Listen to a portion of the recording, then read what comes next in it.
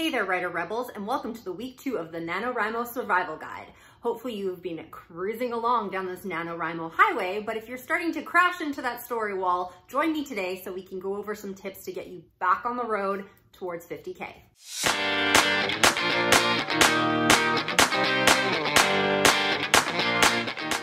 Hey there everyone, it's me, Scarlett Kol, young adult author, YouTuber, and storyteller, and I am back with the second installment of my Nanowrimo Survival Guide.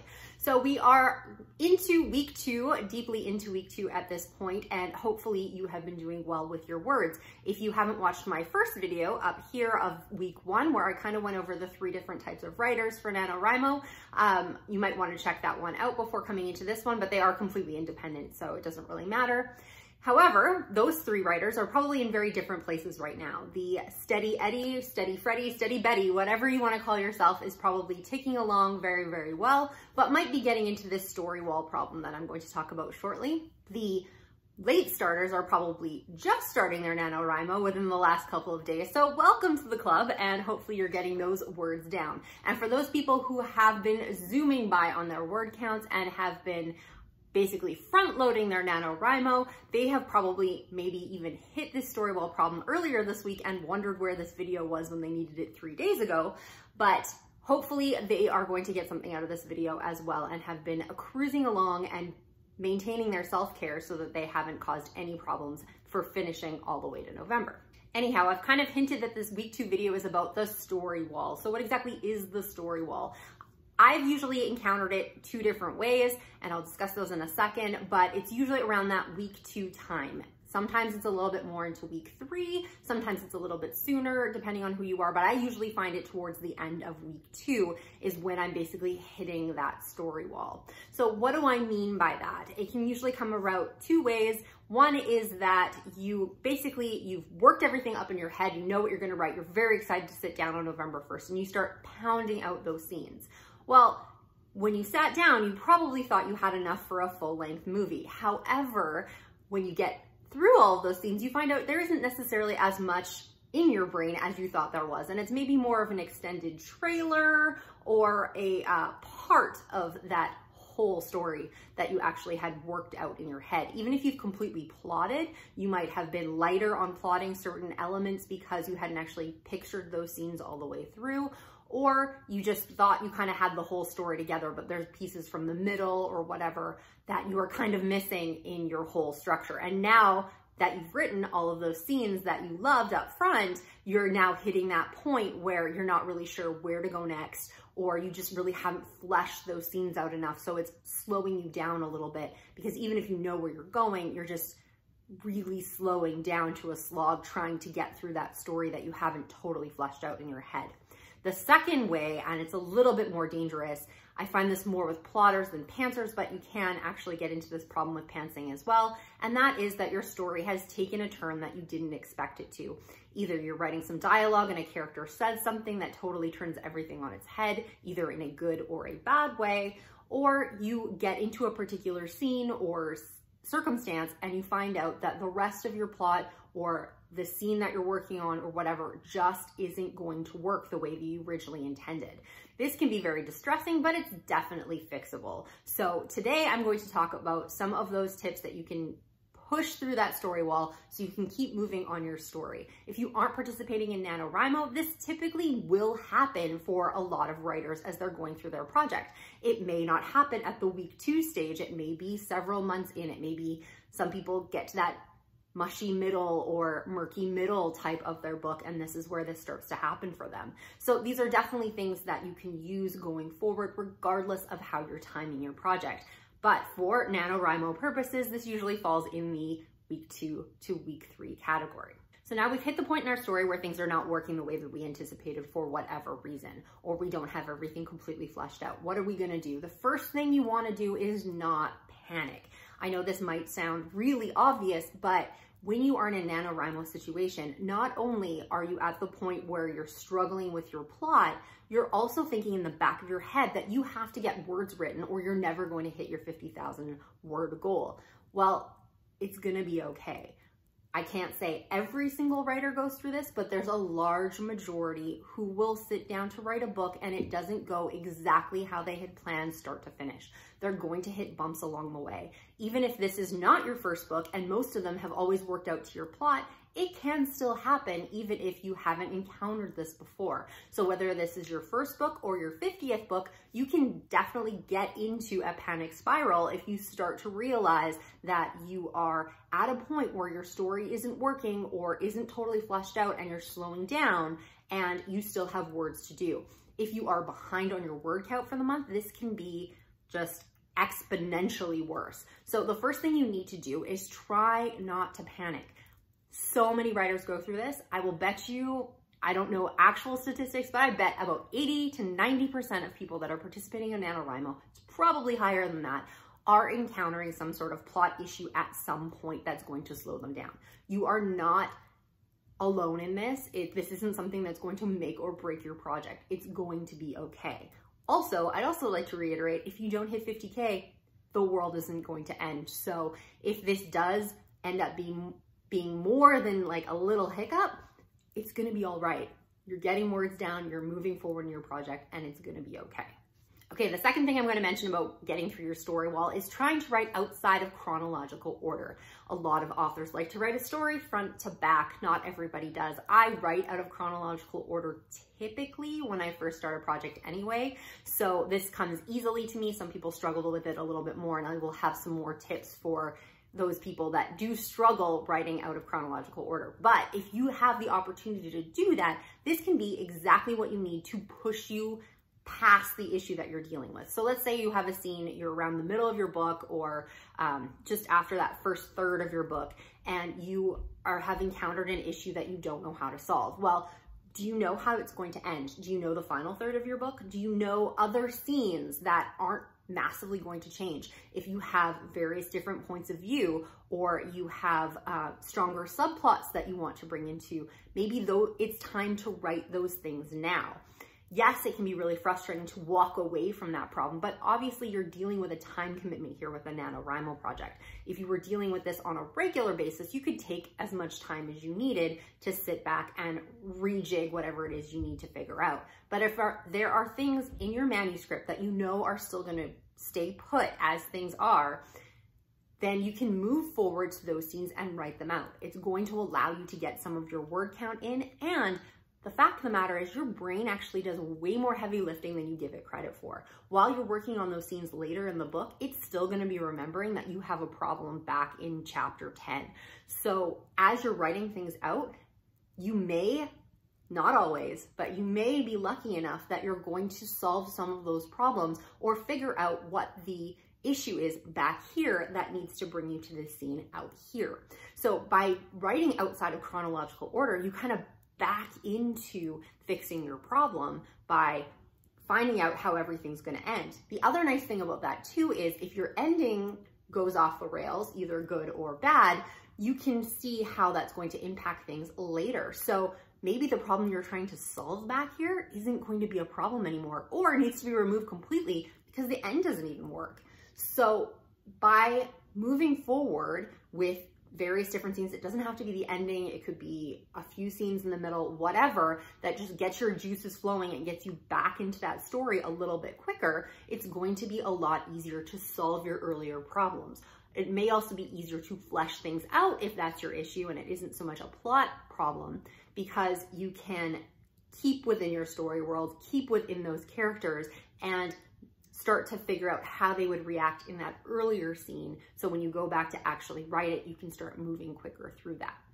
To some people, this may seem a little stressful, but the one thing you have to think about is that if you are writing a full-length novel, it's likely going to be more than 50,000 words anyway. So by the time you watch November, unless you are doing a extra nano where you planned on writing the entire book or more words within the month of November, then you're not going to have a full book at the end of the month anyway. So whether it's the first 50,000 words or it's the first 25,000 words and the last 15,000 and then 10,000 in the middle, I think that adds up to 50, then it's still going to be your project, and you're still going to have to work on filling on those pieces later in December and January and February when you are still working on that project. So bear in mind, when you do NaNoWriMo, most times you are not going to have a completed book, even if you do complete the 50,000 words. So whether it's one cohesive piece right off the bat, doesn't really matter. One quick tip as well for splitting that stuff out. I personally like to write in Scrivener. Scrivener is a great program. I am not sponsored by Scrivener. I have nothing to do with them other than the fact that I like their program. And it's easy to break things into scenes and various different documents. If you're using Google Docs, you can use the header function so you can see them on the side, and you can jump in between different scenes if you're adding things later on in the document. However, I know a lot of people write in Word or a processor like that. So maybe there is a tip, and if you have one, leave it in the comments below. But typically what I will do with those ones to try to write different scenes is I would just open a brand new document, call it that chapter, that scene, whatever, and I would just keep writing. And as long as everything stays sequential, I'll keep it in that document. I might have 5 or 6 different documents by the time I get to the end of November of various different pieces of the book. And then as I'm ready to bring those scenes back in, when I'm started going through sequentially again, I'll just bring those back into my main file.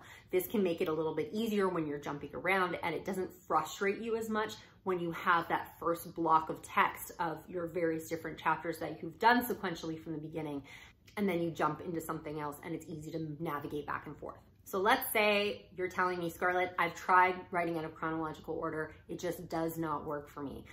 You've tried it, it didn't work. There are other ways that you can move through that story wall without having to write out of chronological order. This also works very well when you have something that you know is just an issue within a scene or a particular small section of your book. And this is called writing a shadow draft. I don't know if anybody else calls it a shadow draft, but basically what that is it has a form, it has a substance, you kind of know what it is, but it isn't in its full, complete, solid state. So basically what you're going to do is you're going to write your chapter as much as you can, and when you come to areas that you really don't know or you're not really sure of how the character is supposed to react, or one of my biggest problems when I'm plotting is I never know what to make the characters do. I'll know where the character arc is, I know where it needs to end at the end of this chapter, that, you know, this needs to have happened and we need to have a romantic moment, and we need to have this and that and the other thing, but I struggle with trying to figure out what the characters are physically going to do in that scene. If characters could just sit on a couch and emote for an entire book, I would be set. But most books don't work that way, and you'll probably lose your reader. So you usually have to give them something to do, which is the part that I struggle with the most. And when I am plotting a book, I usually kind of skim over those details and then regret it later because I haven't figured out what they're physically going to be doing in the scene. So in that case, if I don't know what they're going to be doing, I'll probably just write out the dialogue and maybe a little bit of the setting if I know what that is to start it off, and then I'm going to write the dialogue of what needs to happen. I'm going to end the chapter wherever it needs to end to go into the next piece, and I'm just going to keep moving forward that way. Why is that a benefit? It's going to give you some words, so you are moving forward with it. You kind of have an idea of how it's going to be sketched out, of how that's going to move through your book, so it's not going to impact later things that you're going to be writing. And it allows you to move through the scene without totally committing to something. You could have different problems with your characters. Maybe your character has done something wrong, or the plot needs to change, or something needs to be fixed. As long as it's not impacting everything down the line, you can always keep things loose within a shadow draft. So, you know, just include the dialogue details that you need. Just include the action details that you need. You can use giant placeholders if you need to. At this particular moment, we need to have a beast show up from hell that needs to be fought, but you have no idea what it's about, what they're going to be fighting about, nothing. So you can just like throw a placeholder in there and include as much or as little detail as you have available at the time. You can always come back and flesh that stuff out later, but if you need to follow that linear process to be able to write the chapters after it, then by being able to write a shadow draft of that chapter with as much as you can throw into it, it keeps your brain moving forward. It can get you to the end of that chapter. It can show you what your character arcs are doing. It can show you various different points to get you from point A to point B without actually writing the whole chapter in its entirety. My next suggestion in getting past your story wall is to flip your script. And so basically what that is if you are a plotter, try pantsing. If you are a pantser, try plotting. So I'm not saying basically throw out everything that you've done, but if you are a heavy plotter, one of the things that can work out really well is if you just sit back and even maybe open a fresh document. It doesn't have to be in your manuscript, and just run with it. If you're having trouble with some characters, let them talk, let them breathe, let them do something. Just get some words out on the page, let them run with it and see what happens. It's almost like a type of brainstorming, except that you're doing it in a very like narrative kind of way. If you are struggling with alternatives, this is something that you can do of, hey, maybe I'm going to write it this way and see what happens, and then I can write it this way to see what happens. This can frustrate some people because if it's not being involved in your nanoscript, some NaNoWriMo purists will be like, hey, those shouldn't be included for words. But my idea is that if you write words, they should count. I'm very big on not trying to write extraneous words just for the sake of writing words. Like if you were trying to write a novel in a month, then you should be working towards your novel. But sometimes you just have to let your brain go. And depending on where you go with your offshoot narratives, then some of it may make its way back into your manuscript, and you can count those words if you don't want to count this other exercise. Or you can rewrite that and move forward and progress faster and be able to catch your words back up because you've figured out what your problem is. Sometimes walking away from the plot that you've put together is a great way to inspire creativity and to solve some of those problems that you've created for yourself. Plus, if it doesn't work, no harm, no foul, but it's a way of stepping away from your plot without completely throwing it out and just seeing where your story goes and where you want it to take you. This may require a restructuring once you go back to your original manuscript, but hopefully you'll be in a better headspace of knowing where the story is going. If you are a pantser, on the other hand, and you are struggling to figure out where your story is going, or it has taken some twists that you had not anticipated, you've kind of written yourself into a corner, my suggestion would be to try plotting. And I'm not saying to scrap everything and take out your Excel document and figure out exactly where your beats are and all that kind of thing. That's something I would do. But if you are a pantser, you can do something called micro plotting. And basically you're just going to plot it on the scene level or the page level. You don't even have to get through the entire scene. Just get through your block. Take a Post-it note. I prefer Post-it notes because it makes you keep things brief. And just write down plot points. This is what needs to happen. This is what needs to happen. This is what needs to happen. This is what needs to happen. And just work through them. And by being able to do that, you should hopefully be able to get yourself through your block, and it forces you to think of what that next thing is without actually sitting down to write something that's going to veer off. It just gets you a little bit more focused to get through that block that you're dealing with, and then you can go on and pants your little heart out all the way to the end. Another way sometimes to get through your story wall is to take a break. Yes, I know you're on a deadline, you're trying to get words out, but if you're sitting there frustrated, staring at your screen and not getting any words out, you're not doing any good anyway, and you're just getting frustrated and angry. So maybe take the day off, read a book that inspires you, watch some Netflix, go for a walk, exercise, do whatever, and let your brain wander. Let it start to try and figure out some of these problems. This isn't something that you could really do long term unless you do want to veer off the NaNoWriMo trail. Like obviously, if you're taking over a week break, this could have detrimental effects on your word count. And you know what? That's okay. If you have to quit, that's okay. No one is telling you you can't quit. No one is sitting there, I hope, in your office with a gun to your head telling you need to finish NaNoWriMo. So if this is really causing you that much stress, it's not necessarily a bad thing to take a break and then try to get back on the horse when you're ready. Or maybe not at all, or maybe it needs to wait till December. Maybe it's too much pressure, and that happens. It happens to a lot of people. We have so many other things going on in our lives than just trying to write a book. I have kids that are all constantly at my back. I have other projects that I'm trying to move forward with. I have friends that want to get a hold of me. I have my day job that I'm trying to deal with. So some days your brain just can't handle it, and that's okay.